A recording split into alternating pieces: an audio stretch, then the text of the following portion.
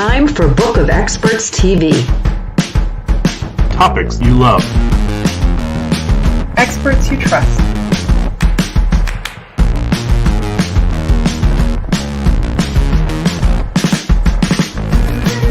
Friction-free referrals.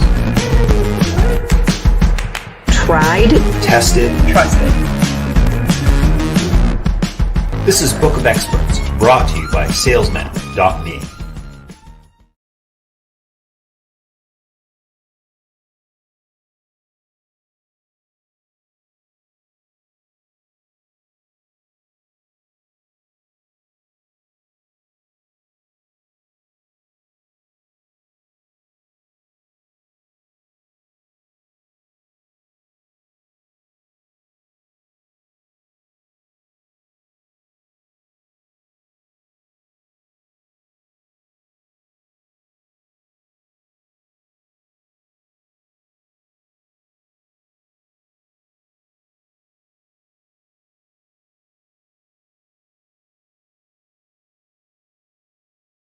Muted. Sorry about that. I just noticed that I was muted. So much from all the brilliance that I shared in the first minute of intro there. Yeah. So what I was saying about Kat's, what I wanted to share, just as I was getting ready to go live, I saw that Kat had shared this graphic, and I thought it was pretty funny because unfortunately, there's too much truth in that. My joke was that my addition to this brilliance was, I guess I was lowballing it when I said people were leg humping, right? But anyways, well done, Kat. Well done. I can't beat that humor today, but I certainly can enjoy it. For you guys, the topic today is actually, I'm going to share some resources about how to do LinkedIn differently because of the graphic you just saw. And I was chatting with some folks this week. I had done a webinar previously, and they were asking for access to it. And so I thought I'd just share that with folks. But before we do that, a couple things I wanted to show you. Let me go into screen sharing again and find the right tab. So I think this will be useful for folks because it says when people need lead flow. This happens to me a lot because I'm always connecting with new folks out there. So you know, what happens is I'll meet someone new. Let's do this, meet me on the screen. I'll meet someone new and I'll ask them, so like, who are you trying to connect with? I'm trying to understand what's going on in their world and in their business. And usually when I ask that question, I get one of three answers back. And the way they answer the question tells me everything I need to know about where they are in their business.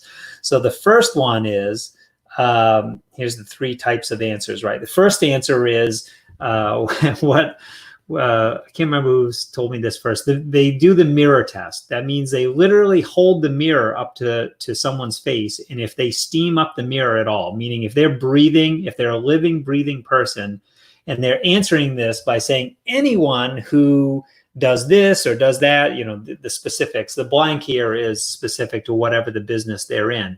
But I know they're immediately in the weeds if they're using this word right here, anyone. Because the minute someone starts their sentence with anyone who, and then lists off the criteria, anyone who has a wallet, anyone who's willing to open up their wallet and pay you, can be your client or your customer, that is not a good business to be in.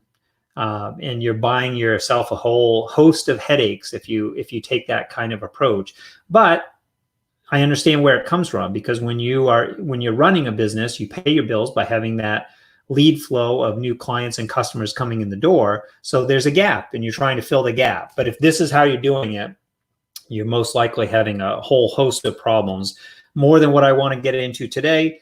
But I just wanted to identify the next level that I see people answer this is they'll say, well, people who are in the such and such industry and are looking for blank. So in my case, we tend to work in the expert space, digital marketing space, thought leaders. That's sort of the industry, the space that I work in. And they're looking for, help with their website, help with their sales team, help with their lead generation, help with their, product or course development. Like there's a whole host of industries, plus the sort of subcategory within that industry that someone's looking for. Now, this is a better answer than this, right? We're better, but we're still not on track here. So if you see people answering it this way, they have a lot of the same problems that the first group had, which is they're in the weeds, they're climbing their way out, but they're still not specific enough. And then the next answer, and this is the one that I enjoy most because these are the fun conversations, is when they say, well, prospects like, and a lot of times they will actually name someone. So they'll say a lot of prospects like Bob or Sally are great for me because when I met them, they were struggling with this. They were struggling with how to set their website up so it was more than just a brochure or whatever the specifics are. And I noticed that one of the things about them was that they really care about their branding. Like they had great photography, they had a really nice logo. Like it's clear that they wanted to operate at a cut above their peers, right? So they're willing to invest in their branding, which told me they were also willing to invest in a product, a service, a program, an asset, a website, whatever the case may be. They're willing to make that additional investment because they care about these things, which makes them perfect for what we do. So this kind of framework, and it's not, I want to be clear, it's not the specific words here. It's just that the specificity of the answer, that they're naming real people who had this problem and they got a solution and they were perfect because one of my friends, Nick, calls this my kind of people. Say thanks, Nick, for that one. So my kind of people, that's what we're getting here, because now all of a sudden, when you can match up on that level of specificity, you're going to be working with your ideal clients. They're going to get great results. You're going to have fun with it. It's just a win all the way around, right? One other thing I want to do is, out of these three different options, we should say, so this is option number one. This one is option number two. And this one was option number three. And we agreed that number three would be the best one.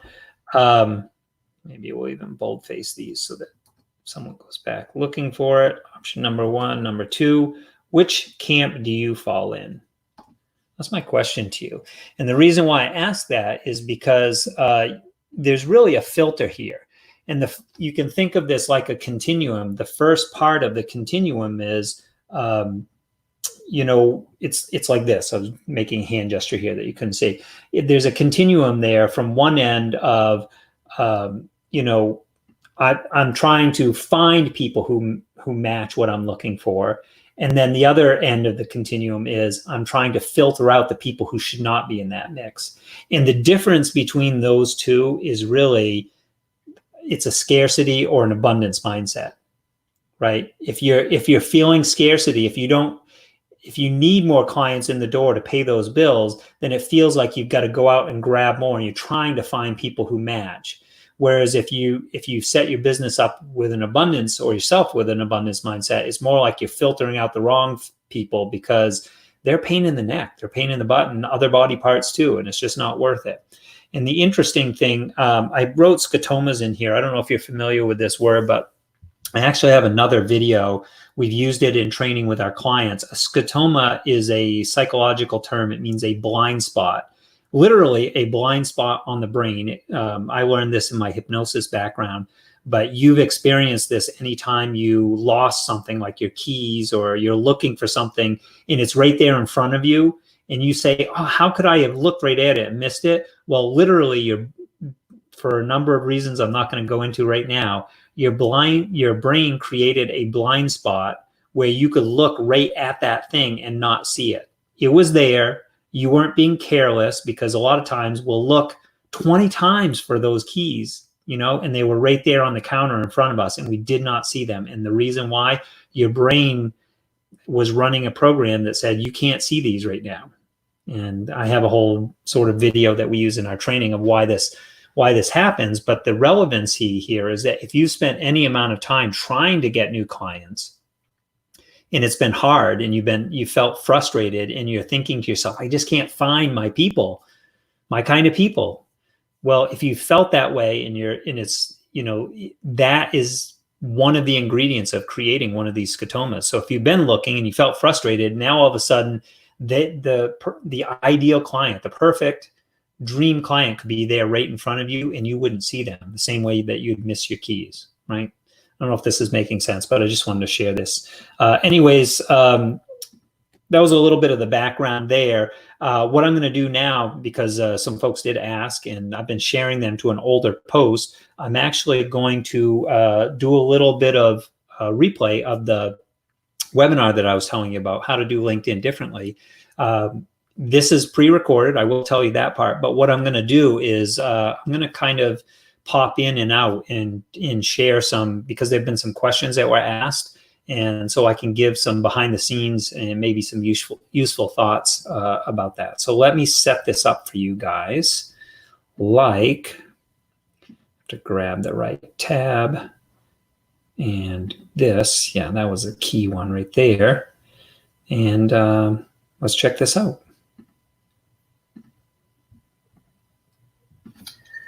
Hey everyone, it's Marc Mawhinney here, and I have with me Tobin Slavin. Tobin, can you hear me? I can. Thanks for having me, Mark. I'm excited to be sharing this. Yes, and I am glad to have everyone here. I know it's Friday, late in the day, the weekend's coming up, but that shows that everyone's serious. So before we kick off, Tobin, I just want to make sure everyone can hear us okay. If you guys can pop a quick note in the chat box, and I will be monitoring the chat box while Tobin's presenting, but if you could let us know that you hear us loud and clear, we would appreciate it.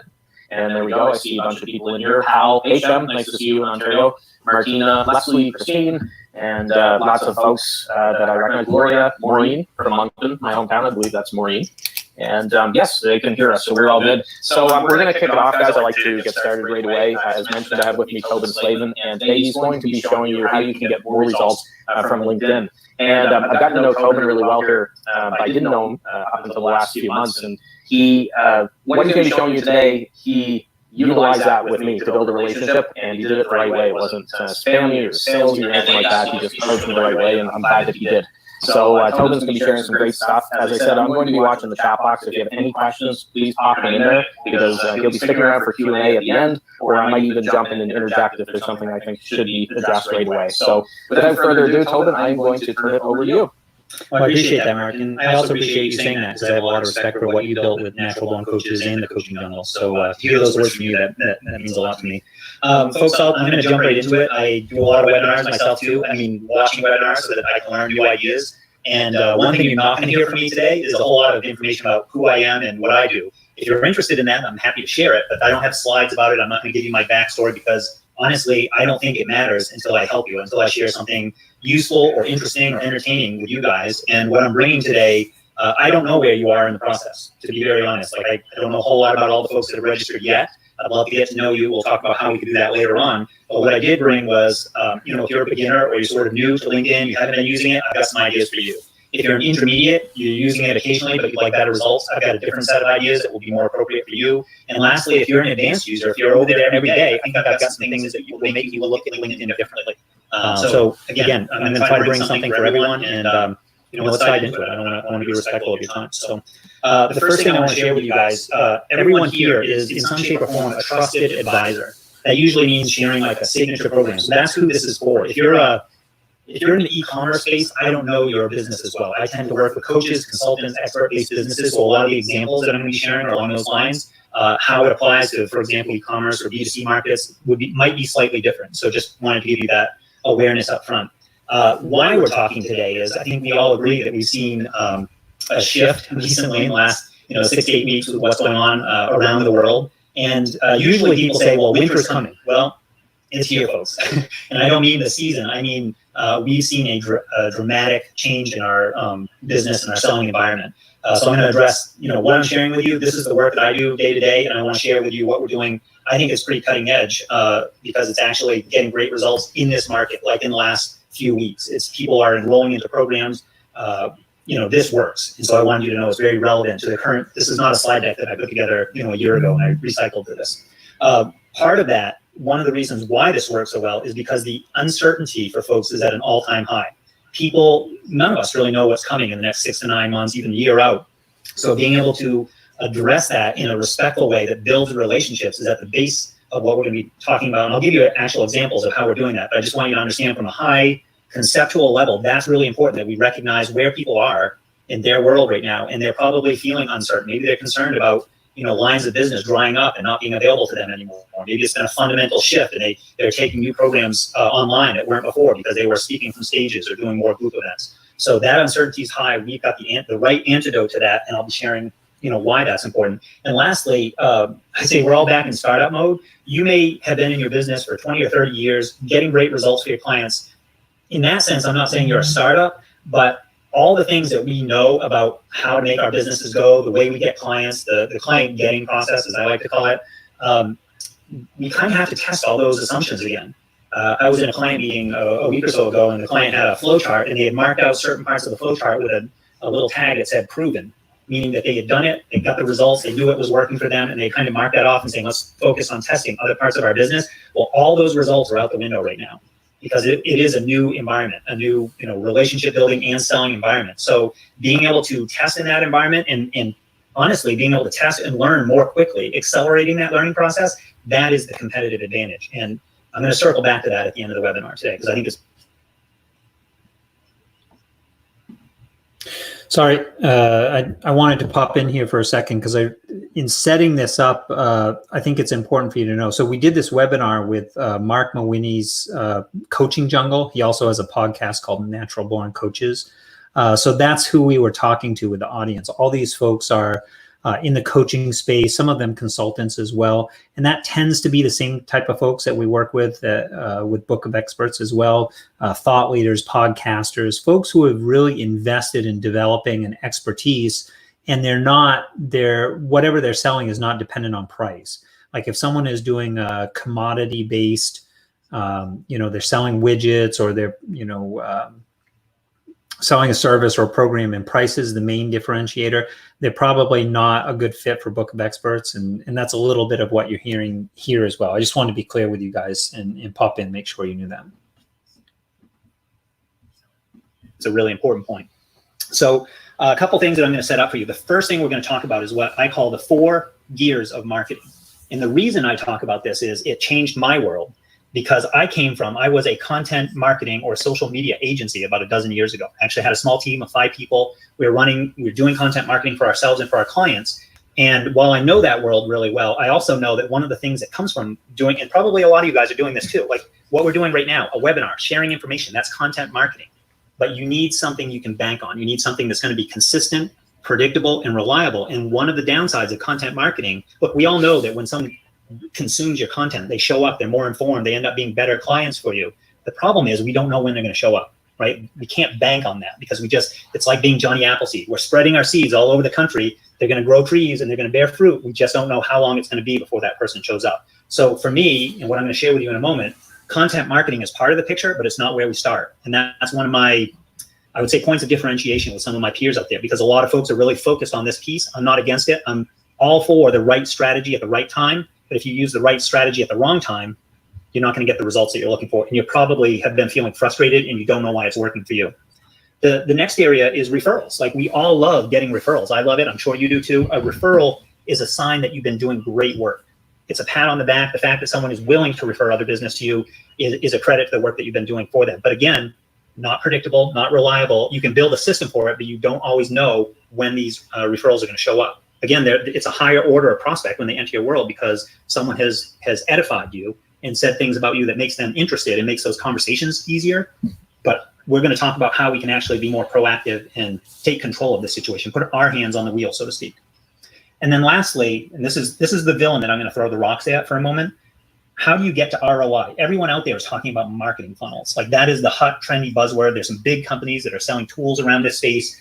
I've done this myself. I've built marketing funnels. I've done paid traffic, and I came up with nothing on the other end. Now, I don't know if you've ever had that experience, but it's probably the most disheartening thing that happens in the online world. When you when you do everything right, you follow the plan, but you're getting negative ROI, meaning because everyone's selling this dream. Look, spend $1, you're going to get 2 back. And every person that I know would say, yeah, let's do that all day long. Let's just keep cycling through that. The problem is when you're spending $2 and you're getting 50 cents back. It's a kick in the pants. And again, part of the problem is because this, in the world that I'm going to show you in a moment, marketing funnels come later in the process. It's the right strategy, but it has to be at the right time to fully realize it. So let me show you, I have a graphic that I think will help clear this all up. So these are the 4 gears of marketing, numbered by first gear, second gear, third gear, fourth gear, and we're going to start at the end because that's where the funnels and the automations. This is the ability to deliver that one-to-many solution.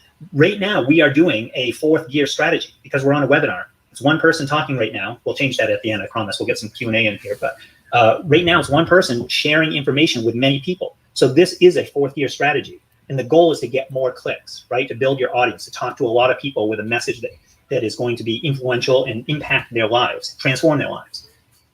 4th gear for us is like cruising down the interstate. Life is great. You got the top down, the wind is blowing, you're cruising 80 miles an hour, but you can't get out of the parking lot in 4th gear. And what I'm going to show you is how we actually drive our car like a race car so we can go out of the parking lot, down the street, up the on-ramp, and get onto the freeway and get into 4th gear where life is really good. 3rd gear is your referral circle. This is where you actually work with collaborators, champions, people who have the ear and the trust of the audience that you want to work with. In this case, it's Marc. Marc has done a phenomenal job building this amazing community of coaches, the coaching jungle specifically, where people are coming in and sharing useful information. Like it's brilliant. He is a community builder. And because of that, because of my reaching out to Marc, we're able to do what we're doing today.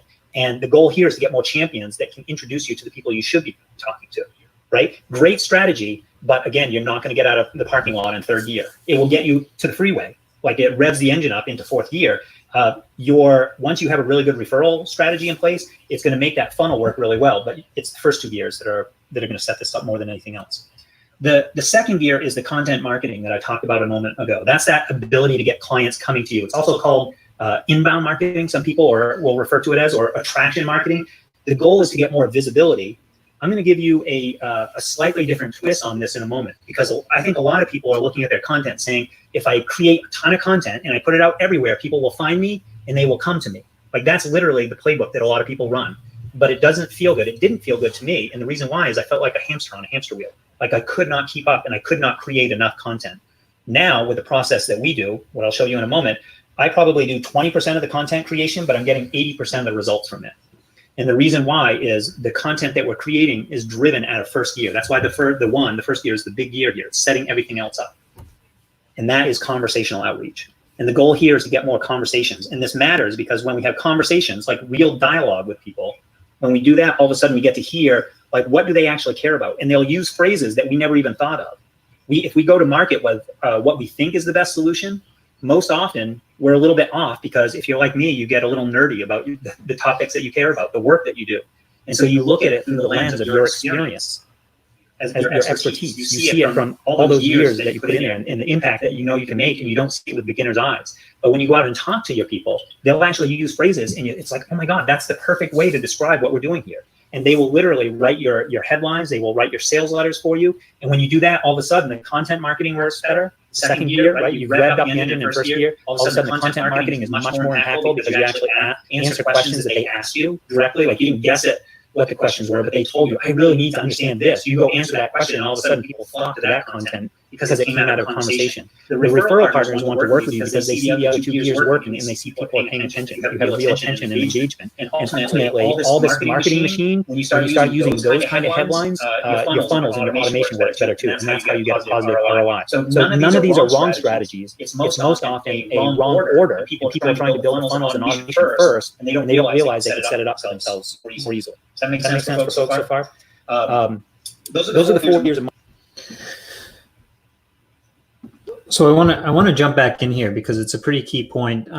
This 4 gears of marketing methodology has completely shifted my world. So I've been working in digital marketing for over a dozen years, and most of that time was spent in 4th gear, for the good and for the bad. So for example, I've worked for myself and with clients doing email campaigns, push the send button and broadcast out to hundreds of thousands of people and get a big result from that. Like literally, be able to move the needle. One of the projects I worked with, we hit send, and with 2 emails, we were able to produce $1.5 million.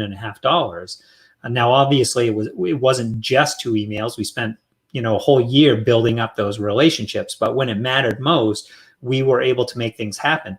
but that is still a fourth gear strategy. And most of my time was spent in that place of working on automations and audience building and list building, email marketing, building funnels. But I also got really frustrated with fourth gear alone, and I couldn't understand at the time what was going on, because, you know, I would build a funnel, I would follow the directions. There are experts out there selling, you know, how to do this and, you know, get ROI with your paid traffic campaigns, for example. And mine were coming back with a negative ROI, meaning I was spending, you know, $3 to get one back. Well, you can't do that very long. And it was, you know, I was pulling my hair out, honestly. And it's only in the last couple of years that this four gears of marketing methodology really changed things, because I realized, one, I can go back to first gear, this sort of grassroots approach, talk to people, get to know them, hear what they're saying. So the market is actually writing the marketing copy instead of me imagining what I think is going to work best. And then as you move through the gears, again, to use this car analogy, each gear makes the other gears work better. You rev up the engine in first gear, and then second gear, your content marketing already has momentum and on through the other gears. So it really was a game changer for me. And that's why, you know, we're kind of at a high level right now. But I think it's an important, you know, to take a little bit of time so people understand that, so that you don't go through those frustrating moments and chapters of your life the way I did. I wish I had known this sooner. And then most of what we're going to talk about for the rest of this replay of the webinar gets into the 5 big mistakes that people are making on LinkedIn. We'll be specific about LinkedIn. And then we're going to talk about 4. I've actually pulled out 4 secret rules. We call them rules. I'm a great one for breaking rules, but guidelines, you know, to follow 4. And we pulled them out of our paid training program. So they're pretty good. I think we use them every single day, and we're getting great results. And I think you might be interested in that too.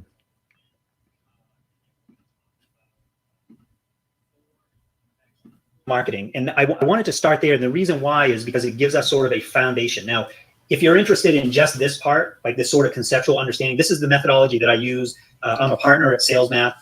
That's the company that I work with. I have 3 other partners. Our focus in SalesMap is actually bringing sales teams, building sales teams for expert-based businesses. And so we use that same methodology. At the end of the call today, at the end of the webinar, I'm actually going to share with you a side project that I'm doing, a workshop that's coming up next week, that is for businesses that aren't ready for that sales team process, right? So we've got a couple things going on, but in both cases, I'm using the 4 gears of marketing, because this, you know, having been in the digital marketing space for over 15 years now, this is what changed the game for me, was understanding why things were breaking and not working the way the experts promised. When I thought I was doing everything right, I had the right strategy, I was trying to execute it at the wrong time. I didn't have the earlier gears. The engine was not revved up. I was stalling my car in the parking lot, trying to drive out of there in second, third, and fourth gear.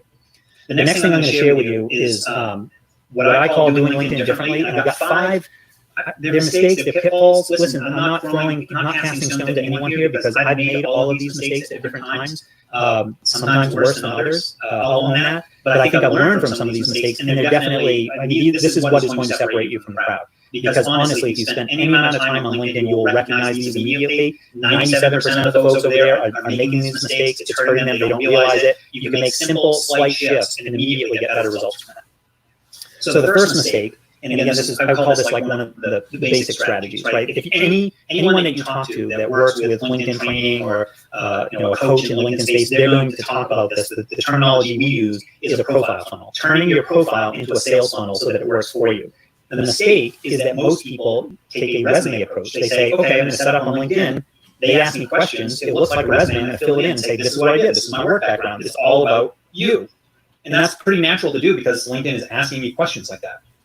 And the problem is, it doesn't connect with the people that you can make the biggest impact for. But your transformation as a coach, transformational work, is not going to reach them if they don't see themselves in your profile. So what we talk about is actually making the profile about them, about what they care about, and reaching out to them in the conversation that's already going on in their head. If you can enter that conversation there, they will then converse with you, and you can lead them to this transformation that you can make. To give you an example, these are a couple screenshots. They're a couple years old, but you can see because it says May and June in here. But the reason why I wanted to show you these, and why this is relevant with the 4 gears of marketing, is that when you start doing conversational outreach, the first gear of marketing that I showed you a few moments ago, the first thing that people do, like you reach out to them, you're on their radar all of a sudden. Like they see your name, your avatar, like they're aware of you when they weren't 5 minutes before. the first thing that most people do, I bet you've done this too, is you go check out, who is this person? Like, who are they? What do they do? What's their story? And what you're seeing in these graphs is the start of when someone begins the conversational outreach, and it basically amplifies or turns the volume up on your profile, your profile funnel. People start entering the top of that funnel because they're doing the research. You didn't push them to go there. You didn't have to entice them. You just started a conversation, and they're kind of checking you out. So we want to take advantage. And the truth test that we use in this part of the process is you have a great profile funnel if people start saying, so how do you do that? Like, can you tell me a little bit more? Or they say, I looked at your profile and I knew we should be talking, right? In all those cases, it's about them wanting to understand more. It's not so much about you and your story and your work history and all the great things you do. You have to meet them where they're at first. The next mistake, and you guys, I'm sure you recognize this, especially if you're active on LinkedIn now, it's the leg humper approach. It is receiving marketing messages in your inbox from people that you don't know, and they're using platforms, they're using automation to deliver this, but it's very impersonal. And it doesn't feel good. Like, I don't like being in somebody else's marketing process. I doubt you do either. It feels like they're treating you as a number and not as a person. It's just a transaction to them. And transactions, is part of the business world that we're in. But we want to, my assumption about you is that you're doing transformational work. Like, you want to make an impact. So it's really hard to treat people as a number. And literally, it's automation because they're thinking, I'm going to put 1,000 people in the top of this funnel, and the funnel's going to spit out 3 clients at the bottom. And if I have 3 clients this month, life is going to be great. I'm going to take my family on vacation. Like, that is the thought process. What they haven't factored into this is that outside of those 3 clients, that first of all, those 3 clients are so not discerning, like not ideal clients, because they'll basically work with anyone if they come through a marketing process like this. That's one thing. They're not great clients, but you've also pissed off probably over 950 of the other people who made a mental note and said, this person did not care about me enough as a person to actually respect who I am. They treated me as a number. So they made a mental note, when I see this person's name again, let's run the other way. Let's avoid this person. They don't respect me.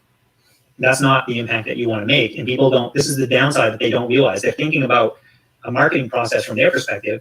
I need to get clients, but they're not thinking about this unintended impact. And another thing people don't realize about the automation is it's actually prohibited. This is LinkedIn's documentation. Now, I hear some people out there saying, well, wait a minute. I'm on a platform. I'm running automation now. They've told me it's okay. They've showed me every way, like how they're doing this. They follow the LinkedIn rules. These are the LinkedIn rules I'm showing you. And LinkedIn knows when you're using these other platforms. They could, because they're browser extensions and things like, they can see the pattern of activity, and they are cracking down on people, probably not consistently, and that's why there's still some of these companies out there running. The risk is not worth the reward. Be aware of this. By the way, it says 2 months ago, it's over a year ago that this is not a recent rule. It's just a screenshot that I happened to have, but it was November of, 18 months ago, I guess, something like that. Hey, Tobin. Yeah. I just jump in here. We had a great question from Leslie on that point. She asked, are you referring to chatbots or something else? So I haven't used chatbots. There's a whole bunch of these companies. And usually what they do is they're working with the LinkedIn API. They're able to pull information in through your inbox, and they'll allow you, think of it like MailChimp, but for your LinkedIn messages.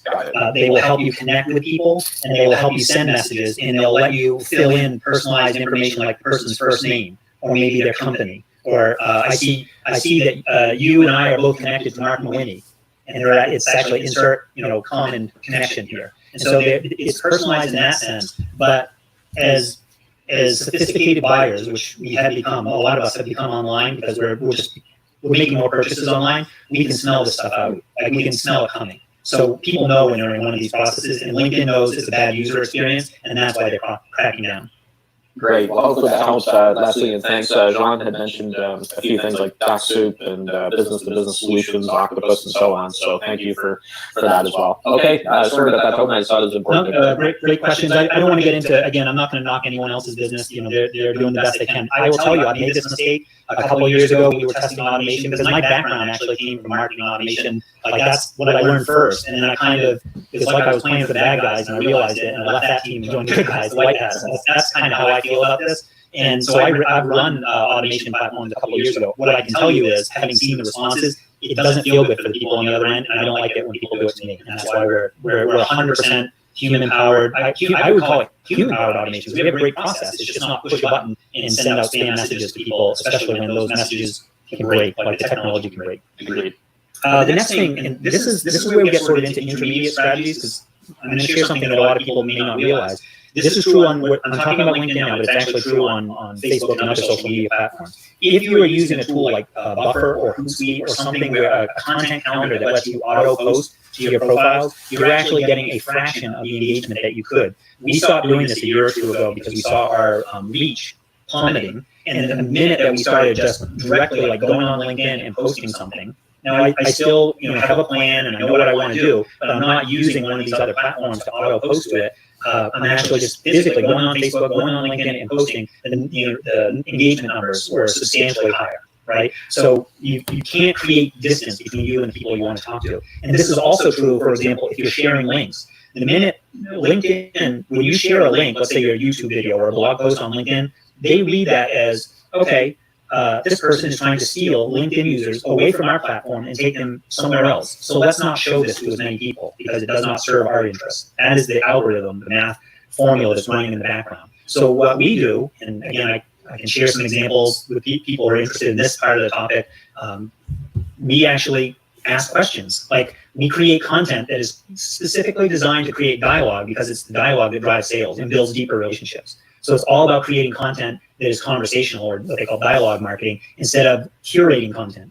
I used to run newsletters as part of our social media agency. We curated a ton and we were really good at that. But the curation playbook is not the right one unless you're going to share information. You found a really great article or resource and you talk about it conversationally and you say to someone, if you're interested in this, let me know and I'll get you that link. That will create engagement on LinkedIn or Facebook. But if you just share the link, you're actually hurting your reach. The next thing is, mistake number 4 is what I call the search approach. A lot of people talk about, do I need Sales Navigator? Is it worth spending the $80 a month, $90 a month, whatever it is? I actually don't use it any longer. I got at it. We tested it for a while. Search Navigator is a paid level of LinkedIn that gives you additional search fields and the ability to see more information about the people you're trying to connect with. But let me tell you an alternative. Let's say that you're in the I'll say the digital marketing space. So Gary Vaynerchuk, Gary V, is like one of the big names, as an example, right? What if you just go and find a Gary V post and you see there's over 200 comments down below? Those are people that are interested in that topic. You can actually go down through, hover over those people's names on LinkedIn. This is one of the great things about LinkedIn is you get so much intel about who that person is, and you can actually go down through. I'm not saying spam people in the comments. I'm just saying, look at who they are. Does it make sense for you to try to connect with this person? Do they match up with the type of people that you work with? Do they look like the kind of clients that you work with?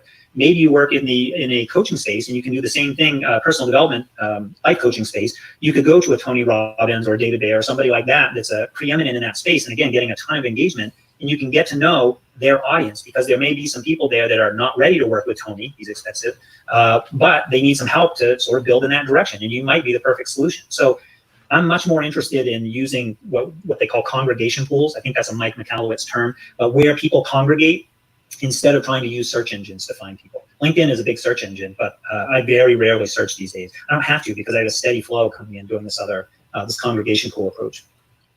And then the 5th mistake that we see, I think this is maybe more common if you've been around LinkedIn at all, but we see people using this dating analogy. They try to go too fast, too fast, and they immediately land in your inbox with a really long message, and there's a link at the end, and they're saying, hey, let's book a time. And you're thinking to yourself, why?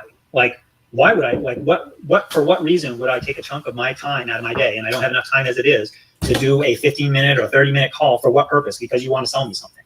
Like, this is literally the person that's in their mindset. They want to get results. They want to go home. They want to go back to the hotel on the first date. And you're not going to get married on the second date either. We're talking about building real relationships. And there is a process. I'll actually show you how we do this in a moment.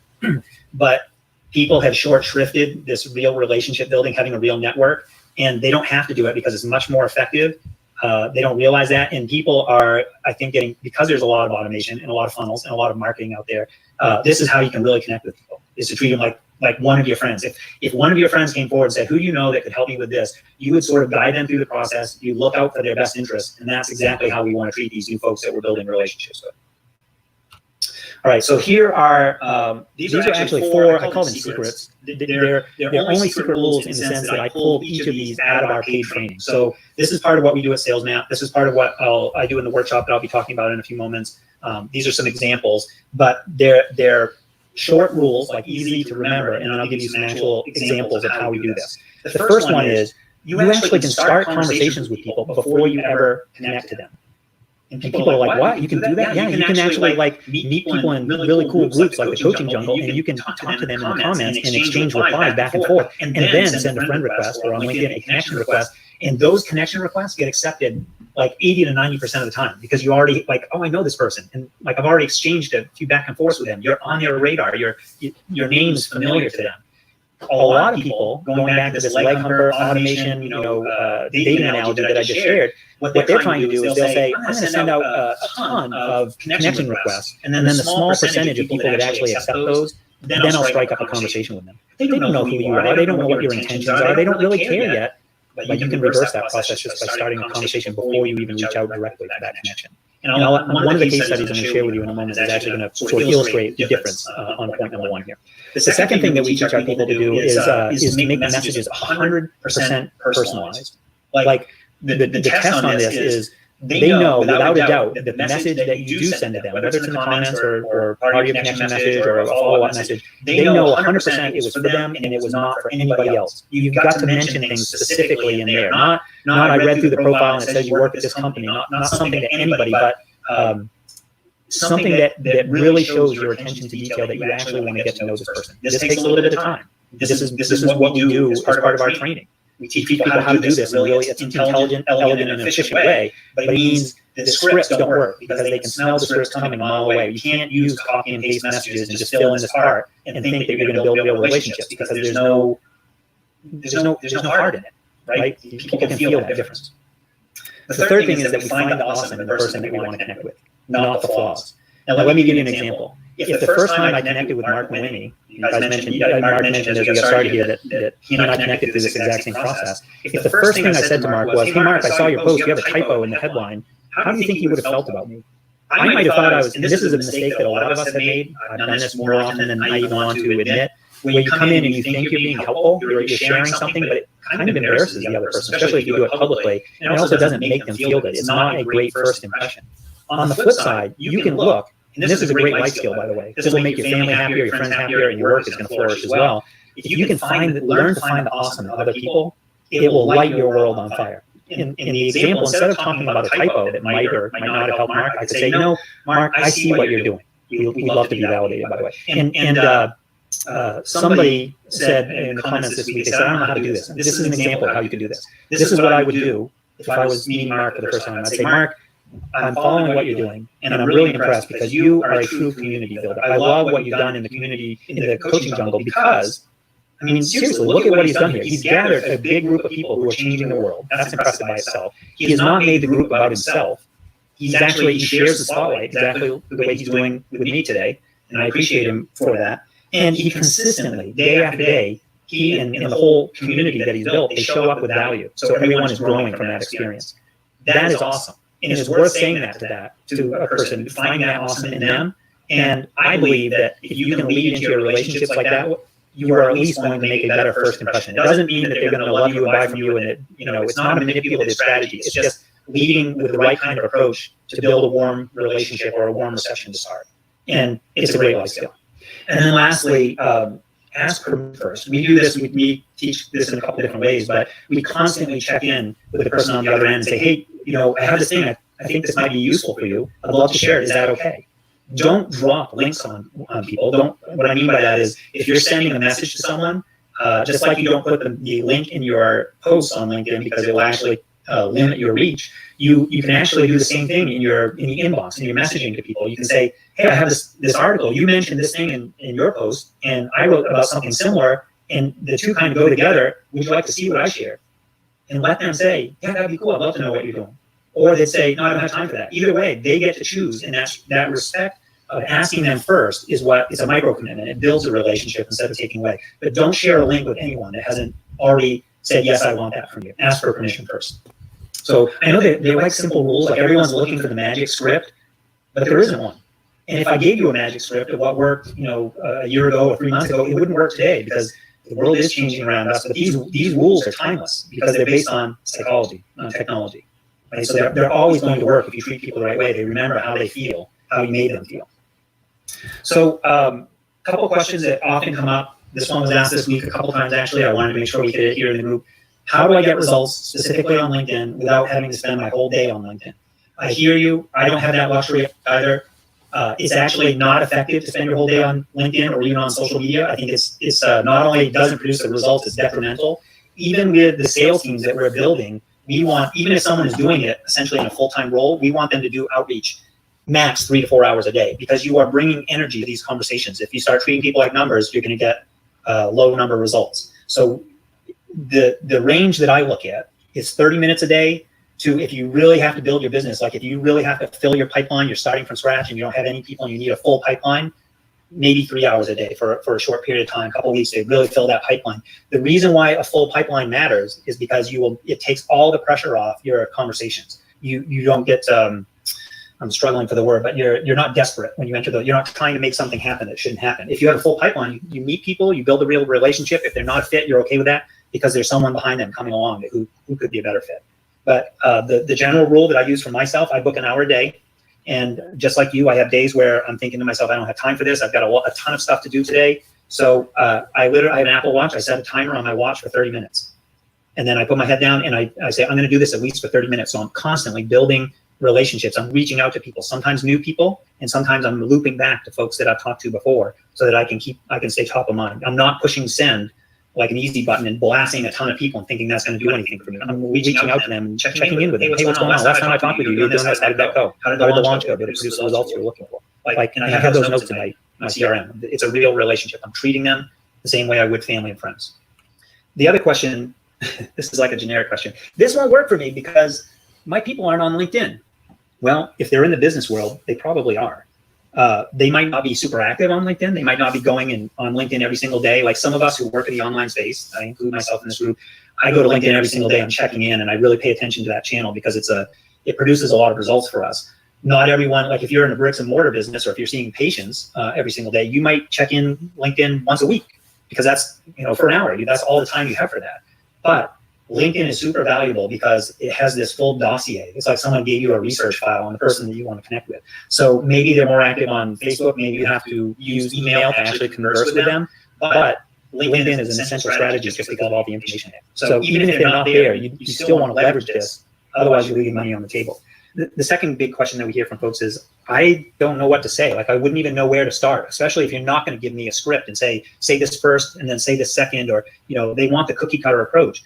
Again, I don't believe scripts are nearly as effective as having a framework or a flow. Start here, do this first, enter the other person's world with an intention of meeting them and finding the awesome in them. That is the first step.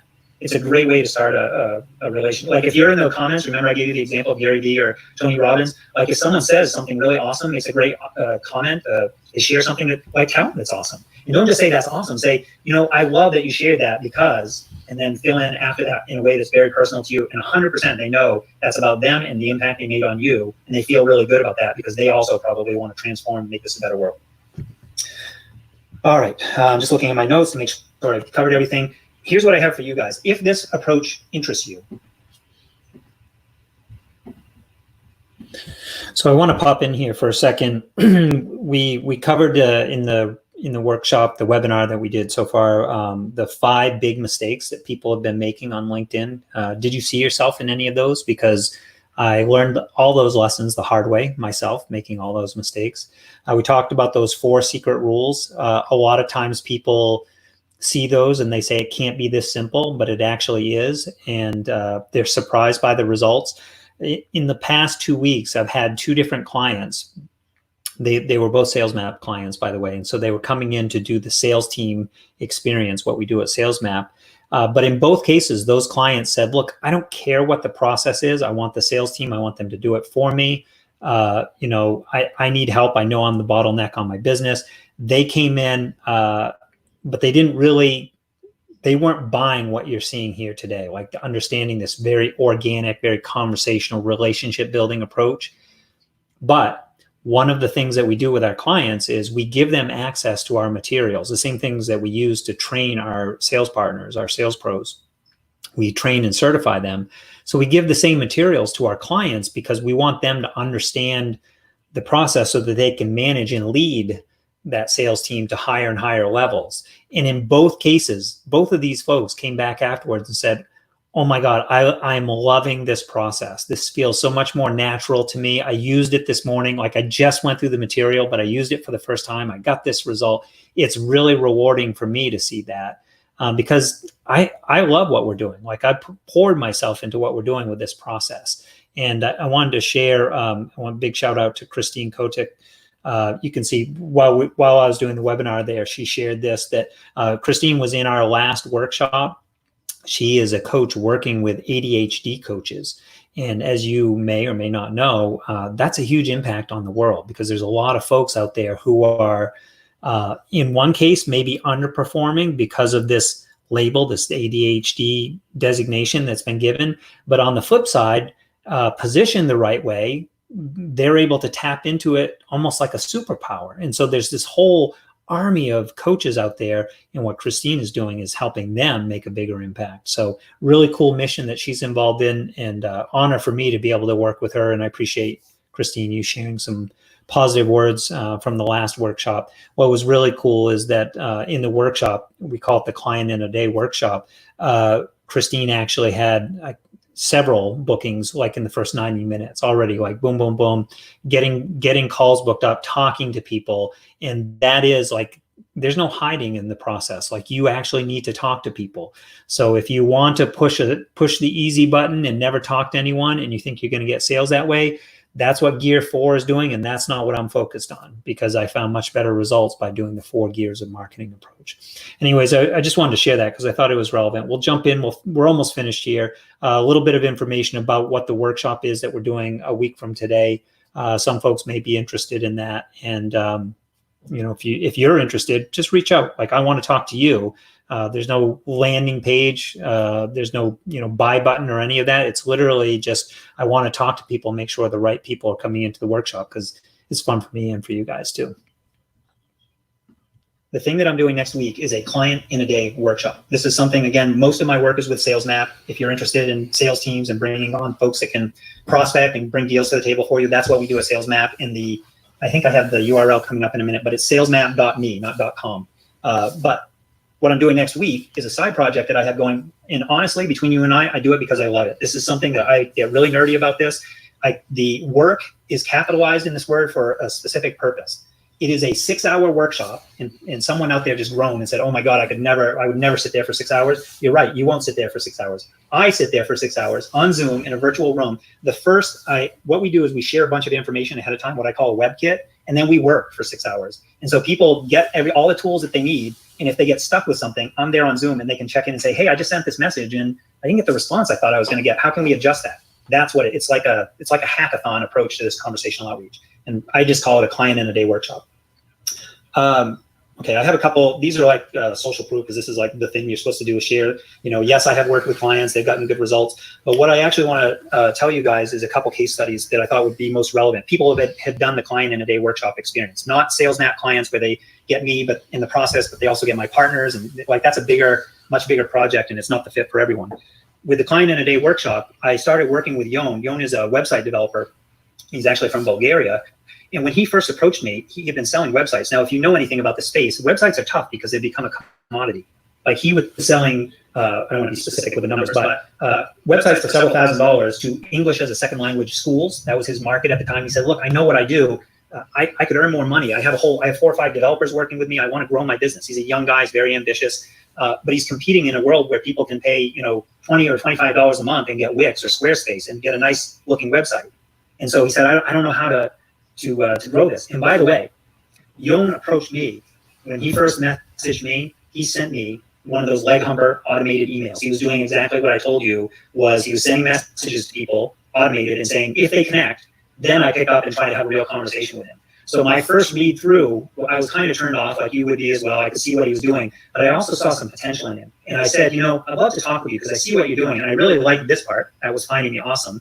We should chat about this because I see what you're trying to accomplish. And I think with a couple shifts in what you're doing, you're going to get better results. Well, the better results were that Yon was getting less than 10% of people that would actually, less than 1 out of 10 people would actually converse with him because of that process that most people are using over on LinkedIn. People who are trying to get clients. Obviously, if you're trying to get a job, that's a different conversation. But people are trying to get clients. If you spend time there, you're getting these messages too. People are spamming you, trying to sell you something, and it's a real turn on. And I talked with Yon. He came into the workshop and he said, I want to work with life coaches, personal development coaches, because I love that space. I love growing myself. This is the group of people. And I said, okay, let's test this market. How can we accelerate our learning? How can we put an offer together and accelerate that process to validate it and make sure it's the right one or not? The first week after the workshop, he went out and booked 8 calls, conversations, where he actually followed the steps of the process to talk to, we got on the phone, talk to real people. It is not market research. There are people out there that teach market research programs. That's not what this is about, because I believe people, they vote with their wallets. Like, they tell you what they really want. They'll tell you what they want to buy. And if it matches up with what you do, you sell it to them. It's a pretty basic process. But this is what Young did, and what he learned from those conversations was, yeah, there are personal development and life coaches who need websites, but a lot of times they do use those lower cost tools. Like, that's sufficient for what they need. But what we also learned, and what people really appreciate about Young, is he is a developer. He's not just a website builder, like a graphic artist. He's a developer. He can write code. He has a whole team. They can build web apps. They can build chatbots, and they can build lead generation platforms that are far more valuable than just a simple branded website. So long story short, he enrolled a client within the first week, maybe 10 days, something like that, in that first range of time. And that line of business, that one small project, I would estimate from talking with Yon, that this is probably going to end up being a $250,000 of a new line of business for him. Not from one project, but because of the door that he opened on this specific project. I have a little insight into that. I don't want to get into specifics, but it is going to be a big opportunity, and he never would have found this without the conversations. I do have a couple other case studies. We can talk about more examples. I want to give you guys, so Client in a Day workshop, it's less than $1,000. There's no sales, there's no pitch here. If you want to see what the details, I'd love to chat with you. I'll ask you a couple questions. If we think it's a fit, I'll share the details. It's really simple. This is what I do. I converse with people. I don't send them to pages and try to beat them up with headlines. And this isn't a ploy to get someone on the phone. Literally, I'll just chat with you. If it makes sense, I'll share the details. If it doesn't make sense, I'll tell you that up front and share what I know that might serve you more. These are the best ways to get in touch with me. Right? You can tag me in the coaching jungle. I'm active in there too. I'll answer you. I promise, because that's what I do. I chat with people. Right? You can find me on LinkedIn if you prefer that. Actually can show you a couple things that you might find really interesting, because you guys, a lot of the folks in the coaching jungle, you guys are experts in your space. So the work that you do is very much in alignment with what we do as well. So we have some things coming down the road that you're going to want to know about, specifically for LinkedIn. I'm also active on Facebook. Happy to chat with you there if you prefer, or you can just email me directly. And this was what I was telling you, salesmap.me, not .com. Mark, that's kind of how we went in the chat. I haven't been over the yeah, we had a couple questions. Rivers just asked if that was U.S. or Canadian. Which number? Oh, less than $1,000. I'm in the U.S. So yes, it's less than $1,000, but it's U.S. Got it. And actually, Rivers had another question, which I promised to get back to, and I'm just trying to find it. We had a lot of chatter in the book, which is great. I'm glad to see a lot of conversation in the chat box. Geez, I hope I can find it here, Rivers. Let's see. I'm going to keep looking here. Wait, let Rivers pop it in there again if it's top of mind, if you can find it easier. Maybe that'll help Mark.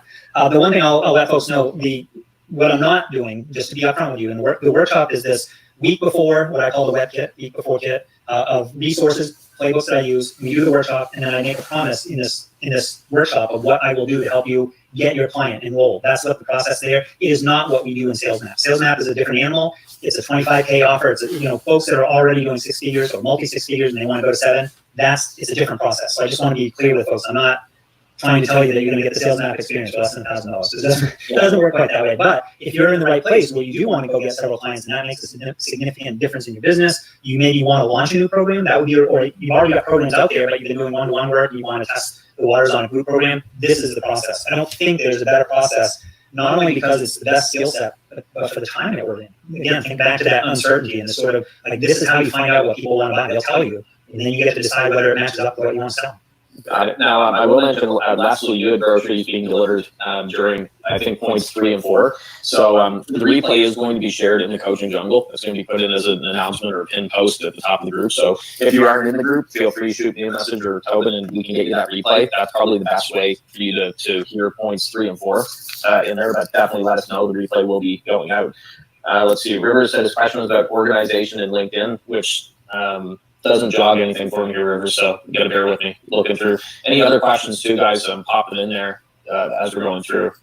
He might be asking about CRMs and sort of organizing the process. I don't know. I'm kind of making an assumption there, but that is not specifically the topic of what we do in the workshop. Obviously, we do have a framework or flow, but that's a bigger discussion and not the point of focus. I mean, here's the deal with the workshop. This is why we're doing it. It solves a big, hard problem, and that is how do you get your first few sales, maybe your first few clients if you're shifting into a new space or you're launching a new program. That is a hard problem that a lot of people struggle with, and sometimes it can take years to work out, and I know that because I felt that pain. So that's specifically what this workshop will do. We do it faster and with more certainty because we're actually having the conversations and we're able to accelerate the learning cycles, and we're doing it at a reduced cost, which at least for me and what the work that I do, this is most of my calendar and time is focused on this team, this engine that we're running at Salesman. I'm happy to have those discussions. If someone out there is in that world, we can talk about that too. But specifically, I came today to talk about this workshop next week. And Maylene had asked a couple things. She wasn't sure how to convert business people and also how many times to post on LinkedIn, I'm guessing, per day. My suggestion, Maylene, would be to book a call with Tobin. You can probably tell from what you've heard here today that it's not one of those icky sales call, high-pressure type things. And he's a great guy to connect with anyway. So if the workshop's not for you, then at least you've made a good connection and somebody in your world. But I'd recommend that you book a call with him for sure. Leslie had said, so the key to conversational outreach could be asking a thoughtful question, something that will cause them to stop and comment. Any thoughts on that, Tobin? Yeah, so using curiosity is a great tool. We just have to be intelligent about how we do it. And what I mean by that is, so imagine you were rushing around on a really busy day and someone said, so why did you get into this coaching business anyways? Internally in our head, we're thinking, I don't have time to answer that. Like, why are you asking me this question right now? If we were stuck on an elevator and the elevator broke down and we had 45 minutes to sit there and wait until someone came to fix it, I could answer that for you, but I can't do that today because I've got a ton of other things. So curiosity, yes, but how you structure it, you have to enter that conversation in a way that makes sense for the person on the other end. What's in it for them? Why should they care? And what you just said, that's like my inner voice, because I get those messages with a very open-ended, so Mark, why did you become a coach? Or what do you do? Or something like that. And it's like, oh God, I really can't spend all day going back and forth on this. So you just said we're not thinking often. Yeah, well, I think we all do. And here's the truth. You can research someone and answer a lot of that with a couple minutes of research. So do the work. Like, be willing to do the work because that's a real relationship, not a lazy way of doing it. Got it. I hope I got all the questions because you answered a lot of them during the presentation, and then we've had Rivers said that you answered his questions, so that's great. And I'm looking through. Geez, I hope I didn't miss any here, guys. But we got a lot of discussion in the box. So. Yeah, I mean, I don't mind if you've got a couple minutes. I don't mind hanging if there's a good question. The one thing I do want to sort of redirect a little bit. You'll have to help me with the name part. But you mentioned someone asked about. Or you had made a suggestion of getting on the call. So, folks, my intention is not to book a bunch of calls with you guys. That's not the goal here. I mean, certainly if there's something that you really need and you need to talk through it, get on the phone. But this is not a ploy to get you to book a sales call so I can pitch you on something. Here's what's going to happen. Message me. I'll follow up with you. I'll ask you a couple questions because I genuinely want to understand, can I help you? Like, my promise to you is I'm in it with you to get these results. And if I can deliver on that promise, I'll tell you that up front. And we'll do it in chat. And if I can't do that, if I can't deliver on that result because my name's on it, I'm going to tell you that too, and I'm going to be honest with you. And if you have to get on the phone, I'll do that, but I'm going to make sure that it's worth your time and worth my time because I don't have a lot of extra time for those. Like, again, most of my calendar is booked up with folks going into the Sales Map program. So this is really about getting you the information and the answers. Like, if you're wondering about posting on LinkedIn or whatever, you should know if you post too much on LinkedIn, it actually works against you. So yes, there's an algorithm for that, and this stuff changes all the time. We can chat about that. I don't mind sharing a little bit of information, but I'm looking for the way to make the biggest impact for you guys. And that's what I put together in this workshop. Awesome. Shannon had asked a question. He said, how long do you converse before calling potential clients? Yeah, it depends on the person on the other end. A dialogue requires two sides.